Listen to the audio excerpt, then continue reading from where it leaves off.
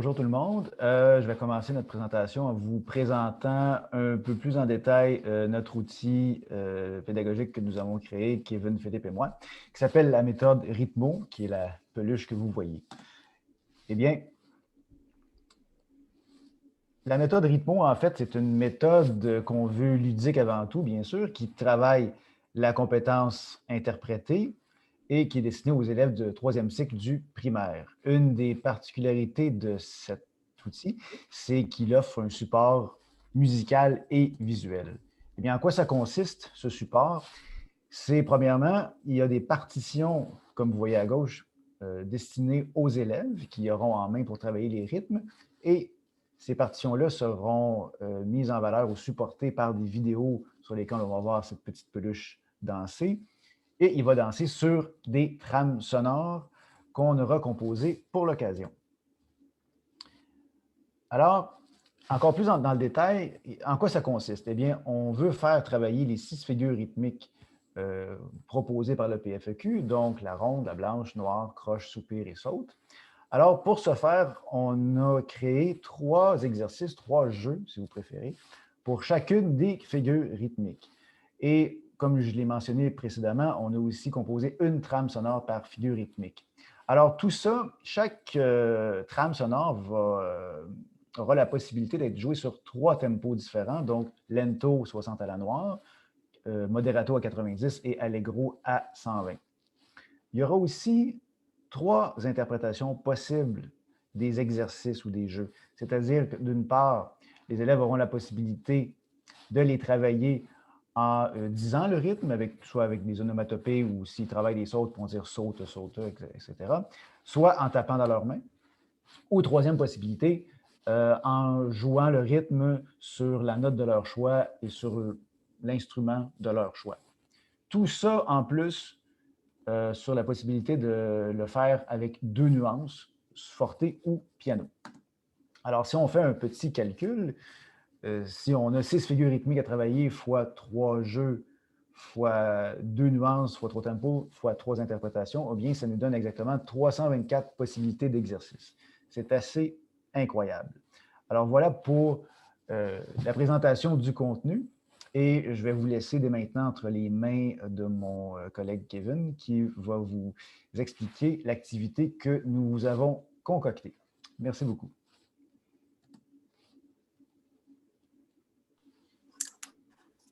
Parfait. Donc, bonjour à tous. En fait, c'est pour vous illustrer un peu mieux là, en quoi consiste notre méthode. En fait, on a préparé une petite activité qui est assez simple. Vous allez voir, on va pouvoir participer tous ensemble. Donc, en fait, on va montrer à l'écran un exercice en boucle et tout ça avec différentes ici sur le Geniali, mais faites-vous-en pas, je vais vous les rappeler dans le courant de l'activité. Et donc, tout ça, on va le faire sur une boucle rythmique qu'on a composée. Donc, on peut changer, on peut passer à l'autre diapositive.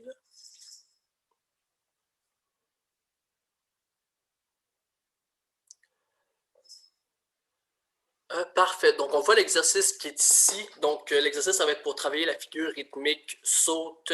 Et la boucle rythmique va être jouée allegro, à un tempo de 120 BPM. Donc, pour la première interprétation, on va le faire, on va en fait chanter le rythme qui est décrit juste ici avec la nuance portée. Puis, on va le faire à peu près comme un 8 mesures à micro fermé. Et ensuite, après un 8 mesures, moi, je vais rallumer mon micro pour vous dire la prochaine interprétation qu'on va faire. Donc, sur la vidéo, il va y avoir 2 mesures de décompte. Et donc, voilà, donc on peut commencer. L'interprétation qu'on va faire, c'est chanter le rythme qui est juste ici, avec des onomatopées, à peu près un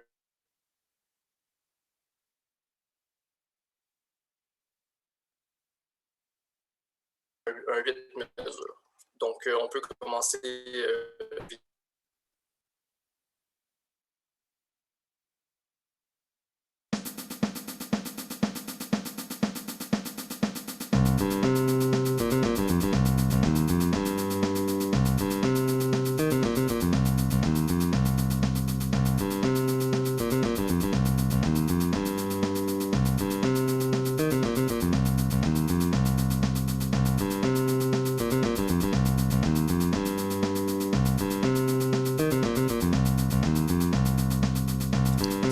Parfait. Donc, on peut y aller avec la... Vous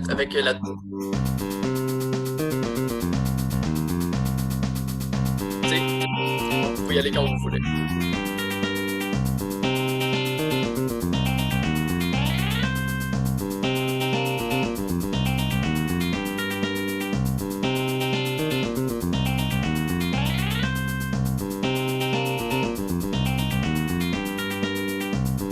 Parfait. Donc, pour l'autre interprétation qu'on peut faire, ça va être de chanter le rythme, mais avec une nuance piano. Donc, vous pouvez y aller quand vous voulez.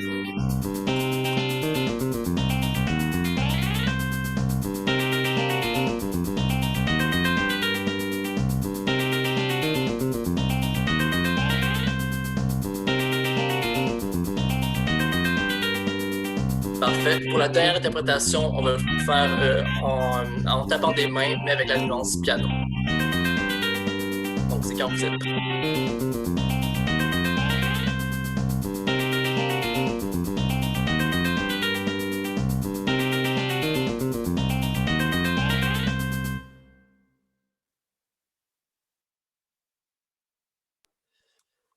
Donc, ben voilà pour l'activité. Ça, j'ai vu en commentaire que des fois, ça gelait un peu. J'avoue que c'est difficile de faire autrement avec la plateforme Zoom.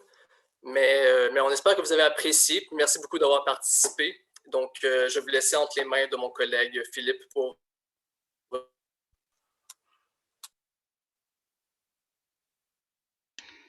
Merci, Kevin. Bravo à tout le monde. J'ai vu des gens bien actifs dans l'activité.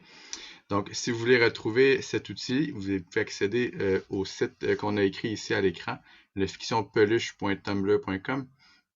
Vous allez retrouver en fait sur cette page-là le vidéo promotionnel, une notice aussi qui indique comment utiliser le logiciel et le lien vers le logiciel. On a tout mis sur un Google Drive où vous allez retrouver les fichiers vidéo, les partitions et les audios.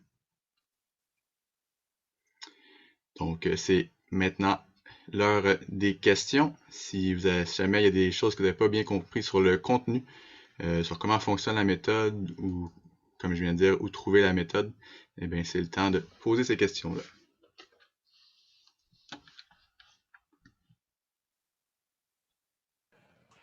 Eh bien, moi, j'ai une petite question. J'ai un peu de la difficulté à lire le rythme dans la vie. C'est vraiment pas quelque chose que je suis très bon. Puis quand on a fait l'exercice, j'avais de la misère à me retrouver sur où est-ce qu'on était rendu dans la mesure, puis je me suis jamais retrouvé. Est-ce qu'il y aurait un moyen de comme régler ce problème-là? Oui, c'est ça. Avec Kevin qui faisait l'activité avec vous, en fait, il pourrait vous battre la mesure si on était en présentiel. Et évidemment, ça serait beaucoup plus facile, là. Puis justement dans la situation d'une classe, ben, on pourrait aider les élèves qui sont plus en difficulté. On pourrait aussi faire des groupes pour qu'ils les fassent ensemble puis qu'ils puissent s'aider à comprendre les rythmes en lien avec la pulsation toujours. D'accord, merci. Pas de problème. D'autres questions? Oui. Le public cible, en fait, c'est qui exactement? Oui, c'est le troisième cycle du primaire, mais je trouve ça un petit peu complexe quand même pour le troisième cycle du primaire. Est-ce qu'il y a différents niveaux à votre activité ou... Oui, exactement. C'est sûr que là, on l'a fait le niveau en fait le plus difficile, étant donné qu'on s'adressait à des étudiants universitaires, mais le logiciel est fait pour qu'il soit progressif. On a pour chaque figure rythmique, on a les 3 tempos qui sont suggérés dans le PFEQ, c'est-à-dire lento, moderato, allegro. Donc, on pourrait commencer plus lentement. On pourrait commencer aussi avec des figures rythmiques plus simples, comme la ronde ou la blanche. C'est toujours bon aussi, avant de faire justement des sautes ou les faire de façon syllabique, de les apprendre les façons de les chanter, de leur faire entendre des exemples aussi pour les faire jouer. Puis vous pouvez vous servir des vidéos justement avec les trames sonores, puisqu'ils sont intégrés dans la mélodie, les différentes figures rythmiques qu'on fait pratiquer. OK, génial. J'aurais une autre question. C'est quoi la plus-value de la peluche? Est-ce qu'elle change, j'ai peut-être mal compris, mais est-ce qu'elle danse différemment par rapport aux différents rythmes? Parce que est-ce qu'elle continue à danser de la même manière pour une ronde que pour une saute ou un deux croches? En fait, la danse de la peluche est en lien avec la vitesse qu'on va jouer. Peut-être que là, avec les décalages, de la transmission par Zoom, c'était pas aussi évident, mais oui, elle danse sur la pulsation. Elle va pas indiquer la figure rythmique, mais elle est là pour en fait motiver l'élève aussi à bouger. Puis le rythme, on sait, se fait dans le mouvement. Donc, oui, évidemment, c'est pas la peluche qui va enseigner le rythme, là, c'est bien le professeur, mais là, c'est plus un compagnon pour un peu rendre ça plus agréable que simplement un métronome là, qui est plutôt froid comme outil.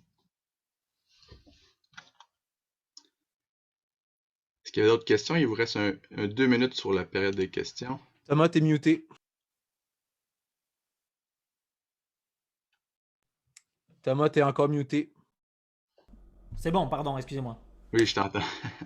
Est-ce que vos élèves sont amenés à danser avec ça ou pas du tout?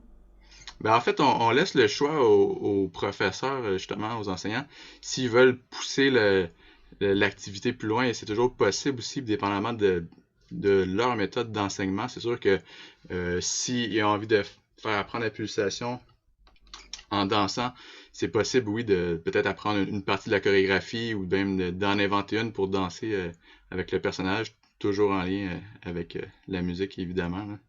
Ok. Mais est-ce que vous apportez du matériel pour ça, des pistes ou pas du tout? C'est juste que vous offrez cette possibilité. Oui, on l'offre. On n'a pas établi la chorégraphie, là.